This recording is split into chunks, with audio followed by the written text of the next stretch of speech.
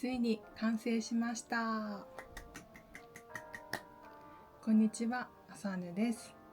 いきなり話し出してしまってごめんなさい。いつもは音声なしで作業動画をアップロードしてると思うんですけど、ちょっと今回はご報告がありまして、お話をしながら紹介できたらなと思います。今までデザインペーパーやシール、そしてメモ帳などいろいろ作ってきたと思うんですけど、私の念願だったあるものを作りました。今回はそれを紹介したいと思います。じゃーん。はい、ノートを作りました。今回は、3種類を作りました。タイトルはこのアサンヌジャーナルというものです。ノートの中身を説明する前に、なんでノートを作りたかったのかっていうところと、このノートを作るまでのちょっとした裏話を少し話せたらなと思います。それではどうぞお付き合いください。まず私がノートを作りたかった理由っていうのが、市販品の手帳やノートっていうのはすごいたくさんあると思うんですけど、いろいろやっぱり使う人の用途によって、勉強だったりだとか仕事用だとかで、もちろん私みたいな手帳デコとして使う人とか、いろんな人が使うと思うんですね、ノートって。なのでやっぱりいろんな用途向けに幅広く展開されているということで、ちょっと手帳デコとして使うには物足りないなっていう部分があったりして、その部分を補えるじゃないですけど、ちょっと自分のその好みとかこだわりを入れたものを何か作りたいなっていうのがあって、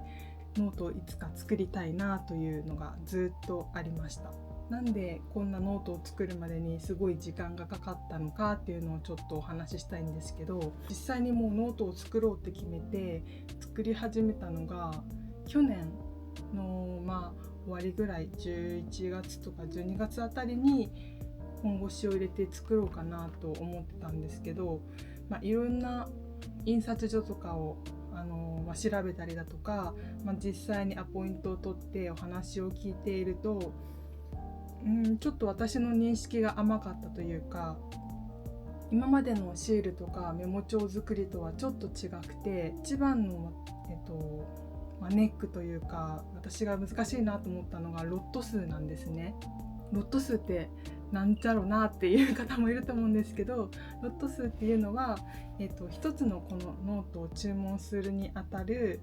部数、数ですね。1個だけを作るっていうことは難しくて、最低何千とか最低何百とか、そういった形で一つの商品を作るのに、だいたいこの程度以上を作らないといけないっていう決まりがそれぞれあると思うんですけど、それがやっぱりノートだと格段に数が多くてですねそれがこういった小さい、ショップとかだと結構難しくて、その分金額もかかりますし、在庫の保存とかそういう場所もないですし、そういうところで結構難しいなっていう風になったんですね。でそこからまたちょこちょこアサイムショップとしての活動を頑張っていくうちに、ある程度そろそろ作れるかなっていう見込みが立ったっていうことで、再度、ノート作りに着手したという感じです。はい、でまたここでも問題が起きるんですけど、次はノート作りのちょっとお話ですね、裏話です。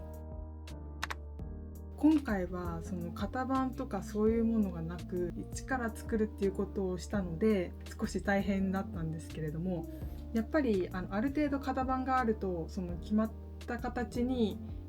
のっとって、じゃあこれはここはこうしようとか、ここはここにイラストを入れようっていう風にできると思うんですけど、完全今回はフルオーダーだったので、もうゼロから、ちょっと私もあまりノート作りに関しては素人だったので、どういった製本の方法があるのかとか一から説明を受けて、じゃあこれはこうしようああしようという感じで、今回は作りました。でやっぱりそうなってくると、なんていうんですかね、ここがこだわりたいとか、ここもあれもこれもってやると、もうどんどんコストが高くなってしまったりだとか、あと難易度が上がってしまったりだとか、こだわりを入れ込みすぎると逆に別のところでまた問題が起きちゃったりだとか、そういった感じがあったので、そのバランスを取るのがすごく個人的には難しかったですね。はい、長々とお話してすみませんでした。ようやく中身の話に移りたいと思います。今回はこの3色を作ったんですけど、どれも中身が違うので、ぜひその違いもお楽しみにしてください。ではまずこの青色の方から紹介したいと思います。中身がじゃーん、カラーになっております。デザインは全部同じデザインなんですけれども、こういった形で上が方眼で下がブルーの、ちょっと色が違うんですけどの、このちょっと見えるかな、赤いじゃない、ピンクのドットが入っております。こんな感じでちょっとセパレートになってるノートです。後ろには私の模様が入っているので、ここになんか吹き出しに字を書いたりしてもいいと思います。表紙と裏表紙は結構シンプルに作ってみました。で、なんでその外と裏がシンプルかっていうと、ここになんかシールとか貼ったりとか絵を描いたりとか、その人オリジナルのなんか手帳をノートにしてほしいなっていう思いがあって、あえてちょっとシンプルめにしました。1冊目がこんな感じでした。続いて2冊目がこちらのブラウンですね。ブラウンの中身はこんな感じです。上の方に吹き出しのようなものがあって、で全体は、ピンクの紙に、ドットっていう感じですね。でこれも同じように全部同じデザインになります。外と中の組み合わせの色っていうのを結構私的にこだわってまして、ブラウンにちょっとピンクってなんか可愛いなと思って、今回この組み合わせにしてみました。で実はこの中の閉じ方っていうのが、糸になってるんですけど、その糸もこだわって作りまして、で糸の種類もすっごいいっぱいある中から、この手帳に合いそうな色を全部3種類変えて作りました。今回はちょっと見づらいんですけど、ピンクですね。裏表紙見た方が分かりやすいかな。こんな感じでピンクです。さっきのものは白ですね。白とピンクの糸を使ってます。はい。で最後こちらピンクです。ピンクはピンクの表紙に青い字で、裏表紙はこの青い字と合わせてちょっと見づらいかな。はい、青色にしてみました。でちょっと中身の前にまたここも少しこだわりなんですけど、その糸のやり方もいろいろあって、これを隠すっていう方法だとか、この糸の通し方も外から縫うのかとか中から縫うのかによってまたいろいろ違いとかをお聞きしたんですけれども、色の糸を使いたいっていうのがあったので、あえてテープをせずに、むき出しのままというか糸むき出しのままで、この糸に糊を透明な糊をつけることによって補強しているという感じになります。であと糸の通し方としては、外側が今回見えるっていうタイプだったので、外が結構綺麗に見えるような縫い方をお願いしてやってもらいました。中身はじゃーん、こんな感じです。この3種類の中では一番派手かもしれないですね。ストライプです。すごいね。こうやって見ると結構派手ですね。ここもあります。はい、すごい派手です。この3種類なぜこのデザインにしたかっていうのもちょっと後で説明するので、今はちょっと置いておきましょう。以上、ノートの説明でした。それでは次はこのノートのこだわった点について話したいと思います。私が大きくこだわったのが、3つありまして、それを順序よく話していきたいと思います。まず1つ目はこの大きさですね。画面だけだと分かりづらいと思うんですけど、サイズの大きさとしては文庫サイズになります。なんでこんな文庫サイズにしようかなって思った理由が、私が今まで大小さまざまな手帳を使ってきて、一番長く続けられたのがこの文庫サイズだからです。結構これより小さめだと市販品のメモ帳とかシールがちょっと大きくてサイズカットしないと使えなかったりだとかで、逆に大きすぎるとその手帳デコする幅がすごい大きいので、たくさんの素材を使ったりだとか手帳デコにかかる時間がすごいかかってしまうっていう点で、あんまり長続きしなかったんですよね。私は結構飽き性な部分があるので、そんな飽き性な私がやっぱり続けられるっていうのはこの手軽さと、あと面倒くさくなさっていうのが一番あると思うので、今回の手帳はその私が長く続いたその文庫サイズをちょっと参考に、作ってみました。なので私が使っているよく他の手帳を使っている素材とかはそのまんま使えるかなと思います。そして2つ目がこのデザインですね。なんでこんなちょっとカラフルなデザインにしようかなと思った理由が、いろんな方からコメントでいただくのが、うまく手帳デコができないだとか、あまりなんか可愛くできないとか、そういったお話を耳にすることがあると思うんですけど、だったら無地で書くだけでも、ある程度手帳デコに見えるというか気分が上がるようなノートを作ればいいんじゃないのかなっていうことになりまして、今回こういった感じで真っ白な手帳とか螺旋が引かれてる手帳ではなく、あえてその素材を貼る前からちょっと手帳の方をカラフルにしとこうという感じで作ってみました。でこの後に3種類を使った手帳デコも紹介するので、ぜひ参考になれれば嬉しいです。で最後3つ目が、紙質ですね。今回、これでちょっと苦戦したというか、これで結構いろんな印刷会社さんにお断りされた理由っていうのでもあるんですけど、今回の紙はちょっと厚めの紙を使用しています。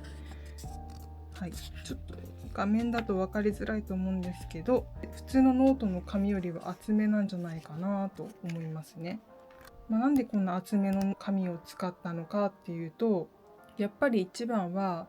手帳デコする時にすごいペタペタ貼るじゃないですか。私も結構メモ帳だとか写真とか、あとシールとかもうすごいペタペタ貼っちゃうんですけど、そうするとどうしてもちょっと薄い紙ノートとかだと、ちょっとなんかよれてしまったりとか、重さに耐えきれずなんかちょっとくしゃくしゃになってしまったりとか、シワが寄っちゃったりして不格好になっちゃったりもしてたんですね。いっぱいなんか紙とか、コラージュとかでわーって貼り付けても、ある程度耐久があるような、紙があんまりよれないようなものにしたいなと思って厚めにしました。あとはそういう文字を書いた時とかに裏写りがしにくいとか、そういった面でもやっぱり厚めの方がいいのかなと思って今回ちょっと厚めにしました。で実際に私が使った手帳をこの後紹介するんですけど、そこでちょっと裏写りの感じとかも見比べできるんじゃないかなと思います。でなんでこの厚めを作るのに苦労したのかっていうと、型があるノートの制作だといわゆるノートの感じの薄さなので、厚めの紙に変更したいですとか、そういった形が難しいらしくて、あとその厚めだとある程度その耐久性がちょっと弱くなっちゃうらしいんですね。その重みに耐えきれずに。なので結構難しいんですっていう感じでお断りとかされたりして作れなかったんですよ。なので今回はその厚すぎず薄すぎずっていうそのバランスを取りながら、印刷所の方からアドバイスをいただきながら、選びました。それではちょっと実際に私が使っているノートを紹介したいと思います。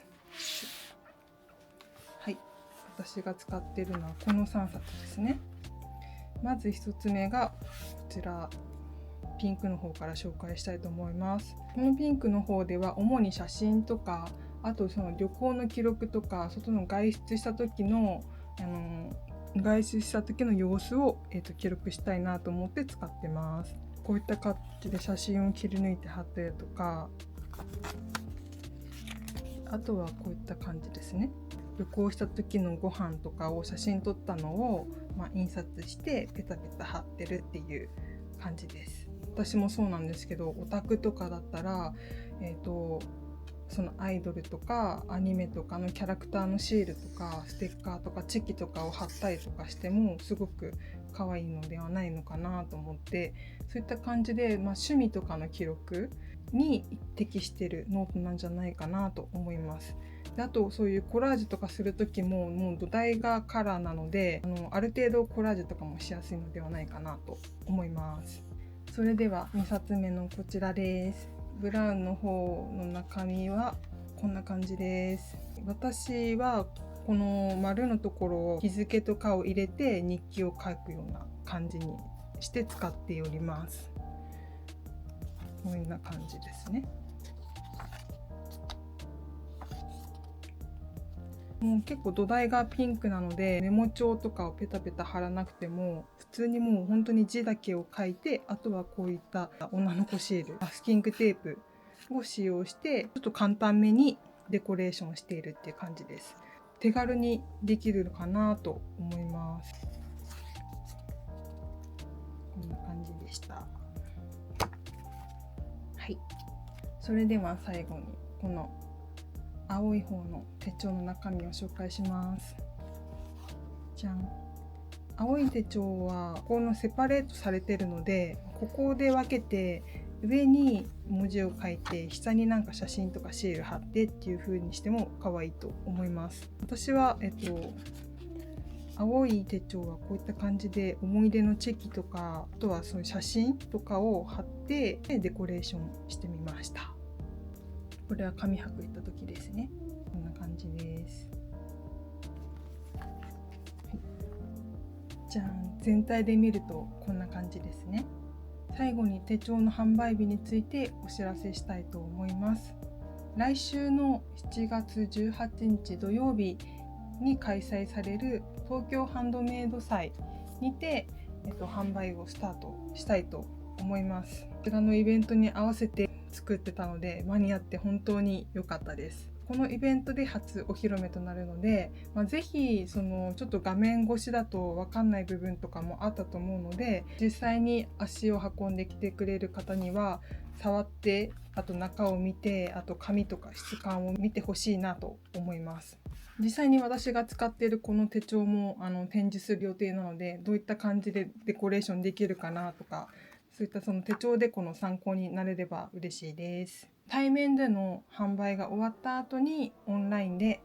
販売する予定ですので、ちょっとオンラインについては他のグッズの準備の出来次第っていう兼ね合いがあるので、ちょっとこの具体的に何日から販売スタートっていうのはちょっと今の時点ではお伝えできないんですけれども、決まり次第 YouTube の動画であったり、あと Instagram とかそういった他の SNS でも発信していく予定なので、お手間をかけるんですけど、そちらをチェックしていただけますと幸いです。お願いします。あと初回限定と言いますか初回限定ってなんか変な言い方ですけど、こんな感じでおまけでミニカードを入れて今回は販売しようかなと思います。こちらはちょっとおまけなのでちょっとなくなり次第終了にはなってしまうんですけど、こういった形で洋服の柄とかいろんな柄があると思うので、お好きなミニカードを選んでいただければなと思います。これで以上かな。はい、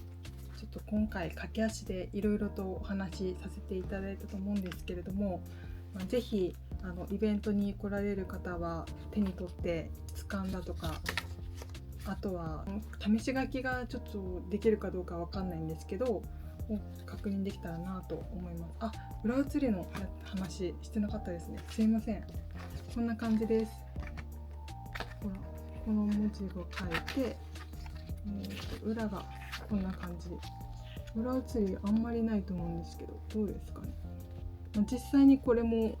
会場でぜひちょっと確かめてほしいです。ちょっとノートをこの動画上で伝えるのはすごく難しいので、せめて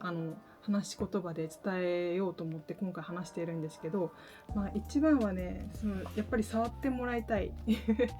手に取ってもらいたいっていうのが一番大きいので、東京ハンドメイド祭に来られる方は手に取っていただけますとありがたいです。よろしくお願いします。それでは、来週ですね、ハンドメイド祭来られる方はお待ちしておりますので、何卒よろしくお願いします。それでは最後まで見てくださって本当にありがとうございました。また次の動画でお会いしましょう。バイバーイ。